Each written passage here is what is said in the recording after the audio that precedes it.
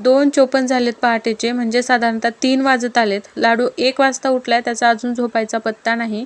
म्हणजे सतत खेळणं सुरू आहे त्याचं. रात्री तो जागतोयच. मग व्हिडिओ न येण्यामागचं हेच कारण आहे की तो जागला की मग मलाही जागावं लागतं आणि तो आता जागा सोडायला लागलाय. एका जागी झोपलेला त्या जागी तो कधीच राहणार. पुढे तर जातो, म्हणजे पोट सरकावायला लागलाय तो आता. मग त्यामुळे त्याला तो खेळत जरी असला तरी आपण जागावंच लागते. त्यामुळे व्हिडिओ येत नाहीत. म्हणजे जागरण झालं की दुसऱ्या दिवशीचा दिवस हा विस्कळीतच होतो.